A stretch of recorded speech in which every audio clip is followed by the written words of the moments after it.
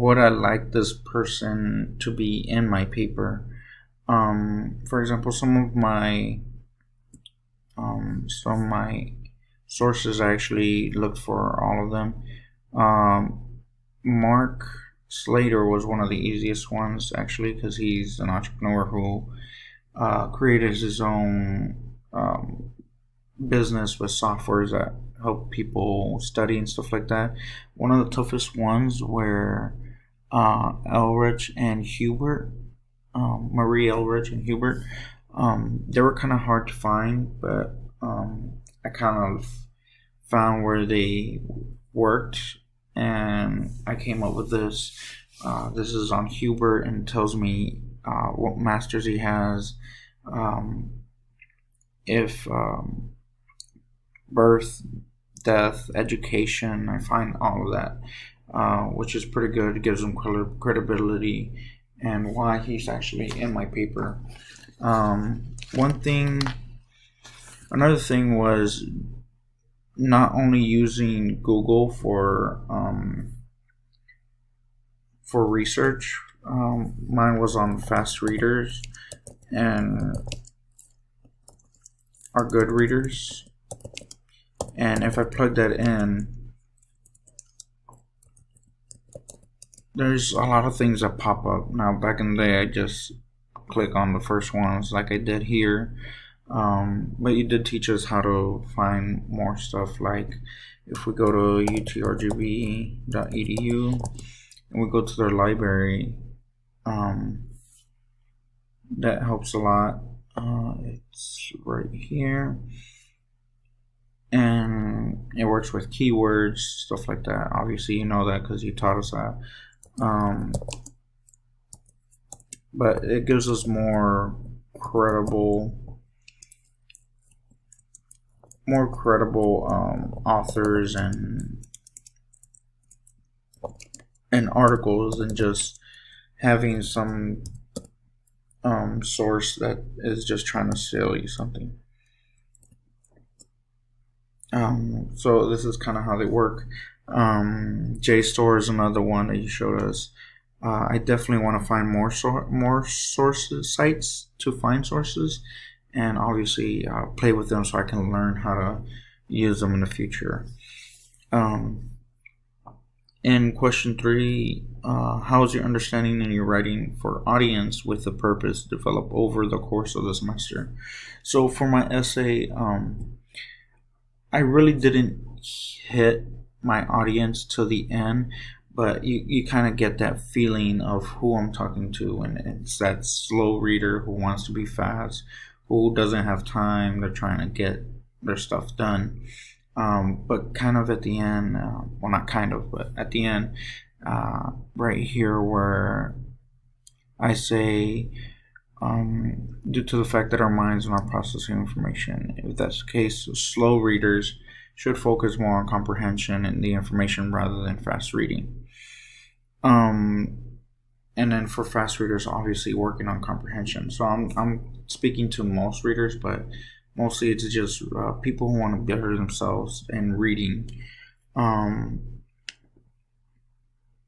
I used to always just talk to my teacher, just, hey, so this is what I researched. This is basically just giving a report on these things to a teacher. That's how I usually wrote my essays. But obviously in the future, I will definitely have more audience, mainly because I do like to help others, and that's what writing essays for me is, to help others understand whatever I'm writing about. In my meme, it was a little bit tougher, just because my audience for my meme, it was people who are not only my age but also younger than me, I would say. So I try to stay relevant to that. Here we go. Where is it? At the beginning, I did this whole this draft of the meme where the butterfly is coming out and they're like, "Oh, was this a fast reader?" And then Pikachu's like surprise face that it is a good reader, but only sometimes. And it turned to this right here, which I was just trying to do. I thought more people would understand it, getting A's and B's and C's. I thought that would attract the students and they would understand it, but it didn't really give them much information. That's when I came to drawing Tom from Tom and Jerry. Everybody knows Tom. Everybody knows that he knows things, but sometimes he still goes against them. And that's kind of what I hit right here. Kind of when the pie hits his face and this realization. I think it really tells the audience to really think about what they're really trying to get to. In my podcast, I was very clear on who my audience was from the beginning. Let me just go ahead and go to my partners folder, because we did that together. It was, here he is, Jesus, and we did our assignment 5 together, which was a podcast. In the beginning, I straight up say it right there and then. Hello everyone, my name is Andres. Hi, I'm Jesus.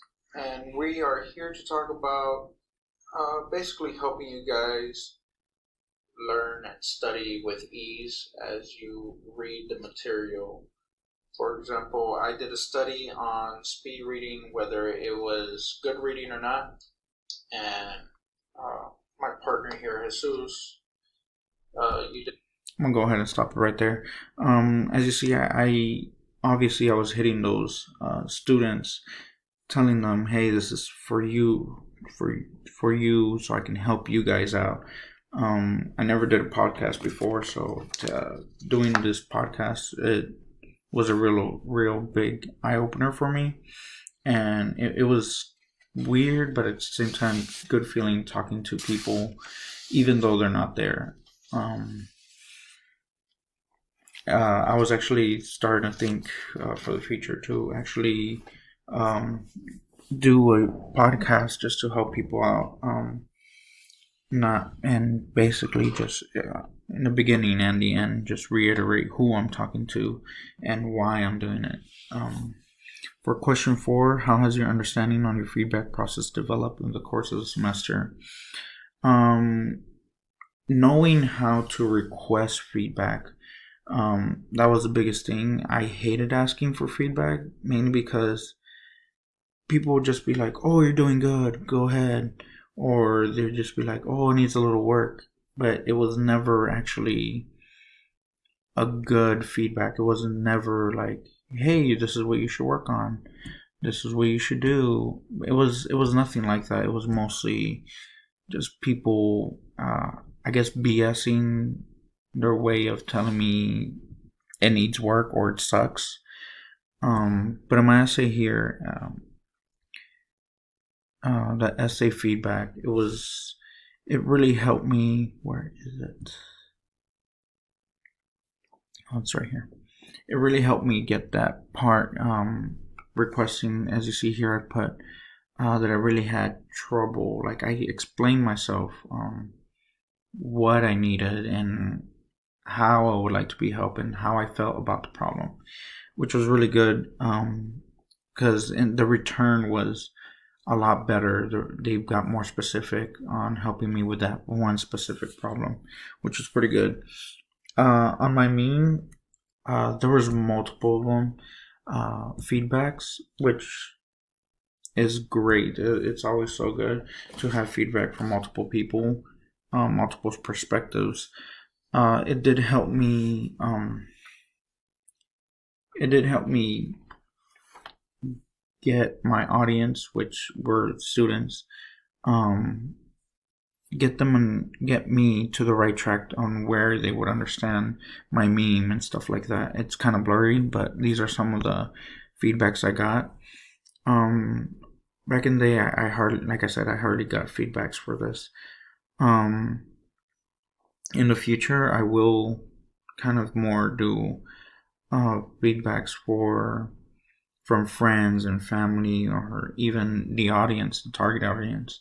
Like if I'm writing for kids, I'm going to show it to kids and get their feedback. In my podcast, I got feedback from another group. I myself was in a group with Jesus, and we were partners with Danielle and Daniel, who are also a group, and we kind of already like helped each other within our groups, but we did get a little feedback from each other, which was very helpful because we were in the same situation. For example, here compressing the information to not have such a long podcast. We both had that problem because we're a group and we're adding two different subjects to put them together.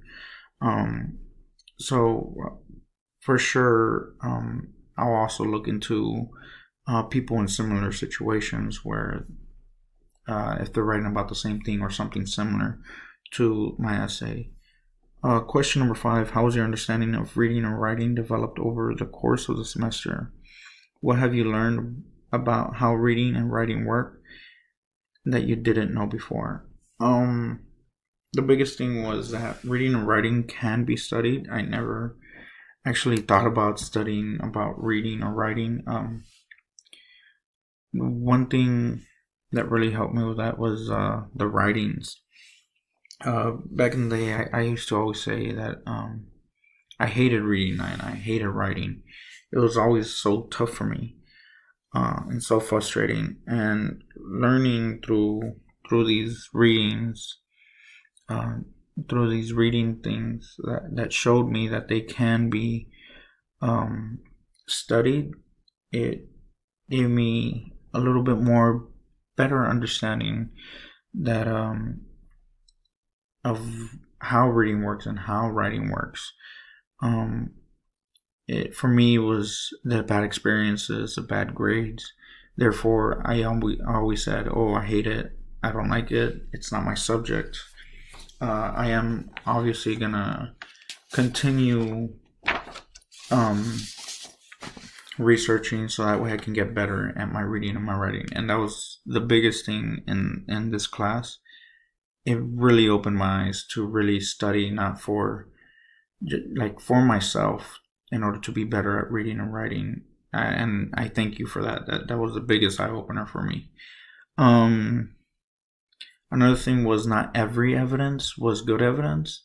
Most of the readings were pretty good evidence, but the whole strong evidence, weak evidence, it really did pass through to me. For example, which one was it? I believe it was. Where were you? It was the one where she wrote about a total hypothetical person who didn't actually exist. Like she just wrote about a fake person the entire time. And that for me, surely this was it. It's really a hypothetical thing, like for example in comic books where they write these what if stories. It's not really true. It's just hypothetical. It's not really hard evidence that can be backed. And this one was just in someone's imagination, which really can't be backed. It can't be proven. You can test it, but you can't really prove it by someone's imagination. It really did help me. The readings really did help me sniff out the good evidence and the bad evidence, the strong evidence and the weak ones. That's one of the things I will take with me when doing research, especially looking through every evidence they give and whether it was hypothetical or tests that they made or pictures that they show of their research. That way I know I'm writing about something real, not something that wasn't really tested. I thank you so much for this class. I never had a class like this before.